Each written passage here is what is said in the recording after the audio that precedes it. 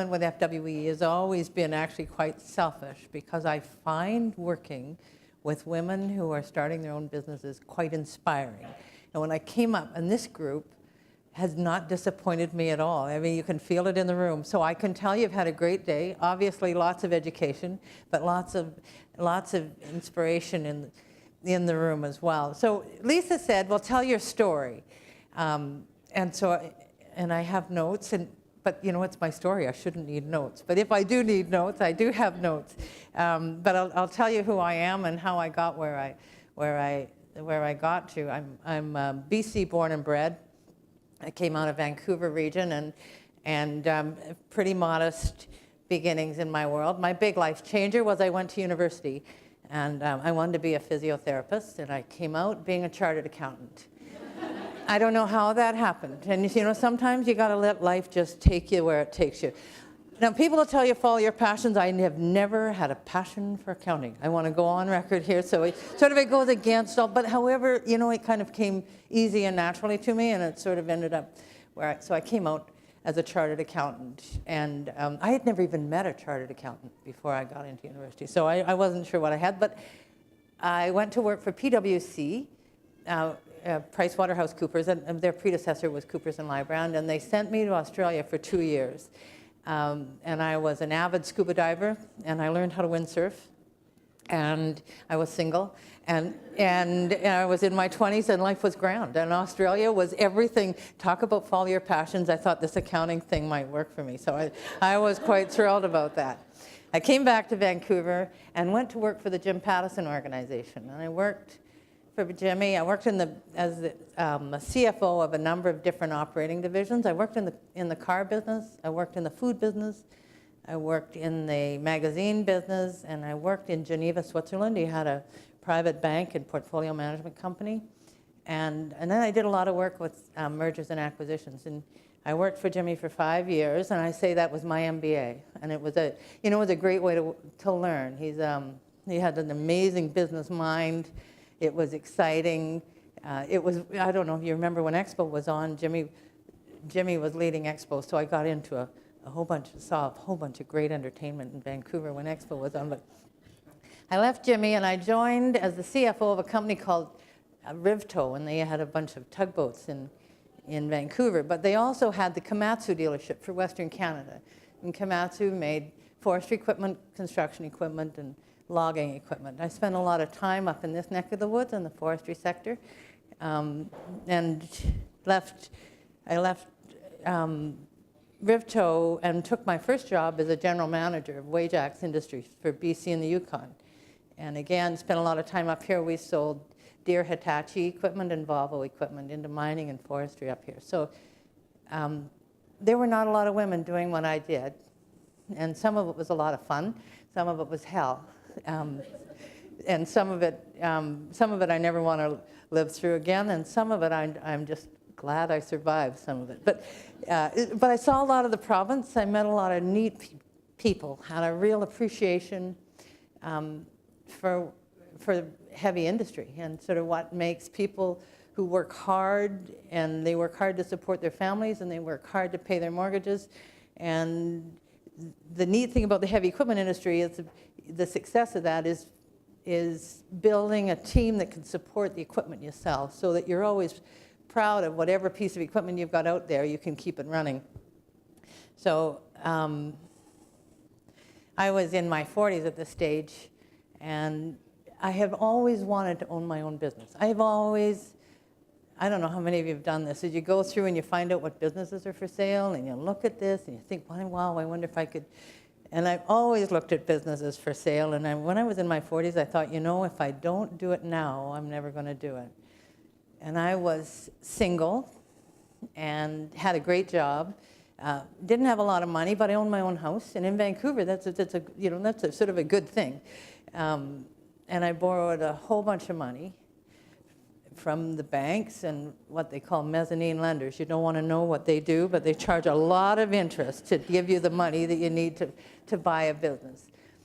And I bought a company called Highway Refrigeration. Not the sexiest business in the world. But you know, none of the businesses I've been in have been all that sexy. But so Highway sold, as Lisa said, they sold reefers, the refrigeration units used in the trucking industry, and the refrigeration units that are used in overseas containers. They was about 30 years old. The company was a bit sleepy, had about 50 employees, lots of people, based out of the Lower Mainland, and I bought this company, bravest thing I've ever done in my life. And I just went all in. I thought, you know, I had this belief. You know, Christine talked today about you find what it is that turns you on or turns your crank or what it is that motivates you to do this. I had a belief, and I've worked for some great companies and I've worked for some terrible companies. But I had a belief if you could create an environment where people were encouraged and given the tools and the motivation they needed to do their jobs really well, and you could make sure that they knew what their jobs were, you could deliver a level of customer service that no one could touch. And you know, I saw tinges of that in the heavy equipment business. Every once in a while, we could kind of get in a space where we felt like we were really on our game, but it's tough because there was always other factors. But when you own it all yourself and you say, you know, this is all going to be my rules, and we're going to have a company that's going to be absolutely exceptional at what it does. So, and it's going to be based on the values of the religion we're going to run this company by. And so our religion was what we call service, integrity, respect, SIR, S-I-R. And Highway Refrigeration was going to be run as a company that first and foremost we're a service company. Our customers work hard. They run temperature-controlled cargoes 24 hours a day. Something goes wrong, they're going to lose that cargo and they lose a lot of money. So our guys are on call 24/7, and they have to be really good at what they do. And we're going to be an exceptional customer service company, and it'll be whatever the customer, we're going to meet and exceed our customer needs every time we get called out. The second one, the I for integrity, is we're going to do everything with the utmost integrity and respect, and that's honesty. It's how we bill our customers. It's how we treat the environment. It's how we pay our taxes. It's how we report what we do. It's that everything this company is going to do, we're going to do with the highest level of integrity and honesty. And then the third one, the R, is for respect. And respect is going to be, we're going to respect each other. We'll respect the guy who cleans the shop on the weekend. We'll respect the customer who doesn't pay his bills and yells at us and screams at us. But we will respect everybody. And this will be the religion we're going to live by. So in my first week in my new company, as I walk into 50 employees, 42 of them are men. Most of them are mechanics. And they're still a little bit shocked that there's a woman bought this company and she knows nothing about refrigeration, like less than nothing. And I tell them, we're going to create a company like nobody's ever created before. And it's going to be built on service and integrity and respect, and it's going to have all these values. And plus, the other part is this isn't a choice. This is mandatory. This is the way we're going to be. And if you don't abide by any of these rules, you'll be disciplined or fired.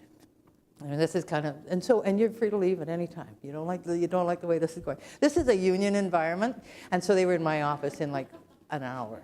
You know, what are you doing? We got contracts. You can't do. Anyway, so we got through all that. But I know these guys would go home to their wives, and they would say, so then we got this woman, and she comes in the room, and she's going to do values. You know, and we're going to do values. So it took a long time. You know, it took probably 4 years to get the company I dreamed that we could create. And into the course of that 4 years, we paid off all the debt, including those mezzanine guys that took this big chunk of interest. And the company prospered and it did well. And I am so proud that we created a group of people. We had about 85% of the market share in Vancouver in the reefer business. Our guys were known as master technicians across North America. Shipping companies would bring their containers to Vancouver to get repaired. And I have never been so proud of anything I've done. Well, maybe a few other things. But that's one thing I'm really proud of that I did in my life, was manage to work with a group of people to all believe in one thing and see if we could change the way we did business. Now,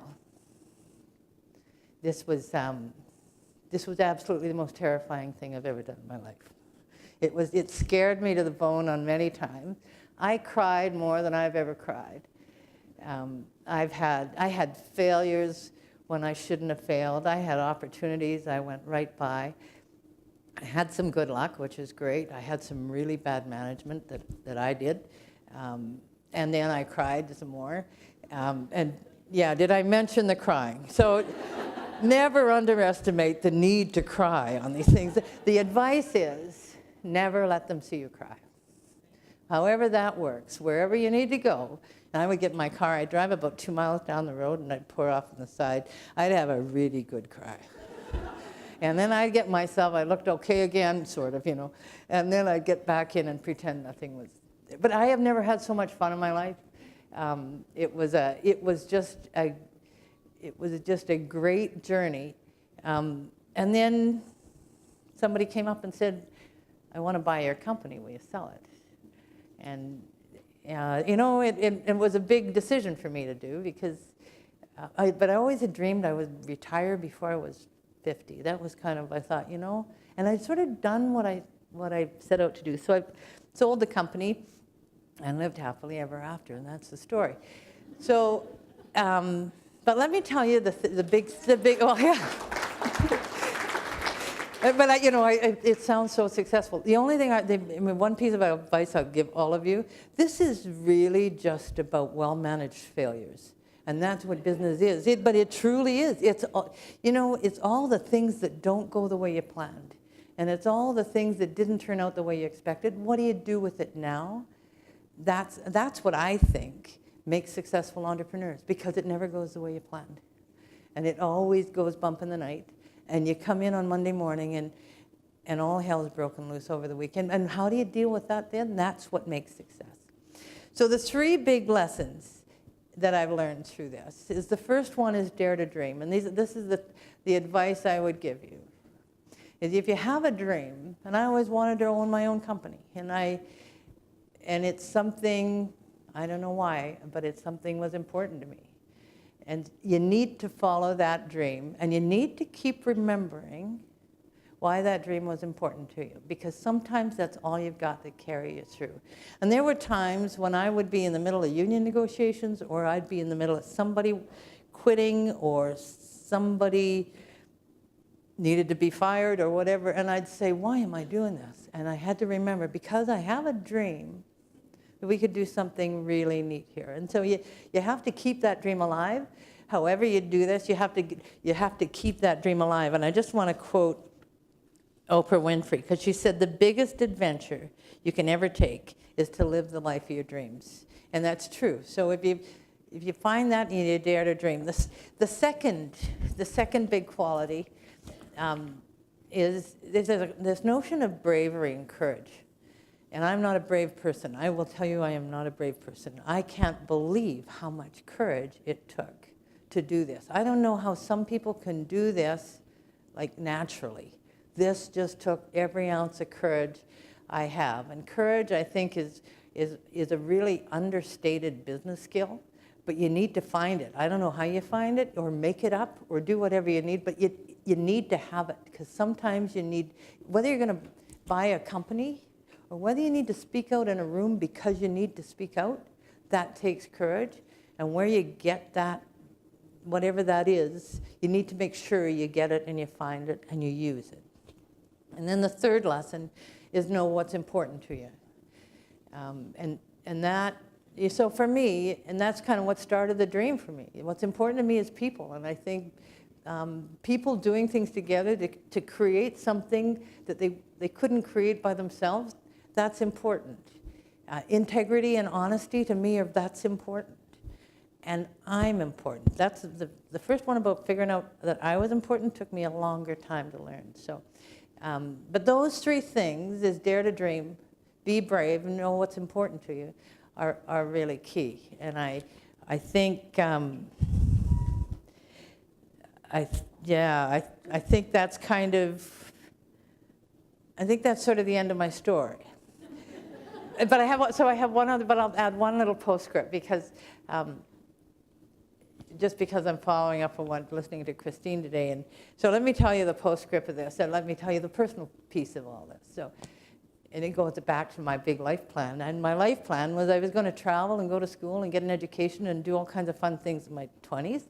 In my 30s, I was going to get married and have kids and live a great life. And in my 40s, I was going to just have it all. I didn't know how it was going to look, but it was going to be great. And in my 50s, my husband and I were going to live happily ever after, and then that was going to be my life. So the 20s were working really well. You know, I had the windsurfing down pat. And you know, when I was traveling and I was working, and life was great. In my 30s, I come back to Vancouver. I'm ready to settle down and have kids. All the good men are gone. I don't know where they went. I spent my life kissing toads for a decade, not a prince among them. And so it was, now I can laugh about it now. At the time, my mother was devastated. My entire family was devastated. I was the only person on my 40th birthday that I'd ever even met who'd never been married. Everybody was married, everybody had kids, and I was all by myself. And so the reason I should buy a company or something, you know. So you know, kind of change your life doesn't always go the way you want it to go, and so you figure out, well, how do you make the most of this? Now the neat part of this story is when I was 42, I met the man of my dreams, absolutely the man of my dreams, and he came with 3 boys, who are my stepsons, and so we live a life that I just feel blessed to have, and that's sort of the story of my life. So I wish you all the success in all the things you do. Do it with a passion and go for it. Go all in when you need to go all in. Be good to yourself in the process. I wish you all kinds of success. Remember to dare to dream, be brave, and make sure you know what's important to you. Thank you for your time tonight.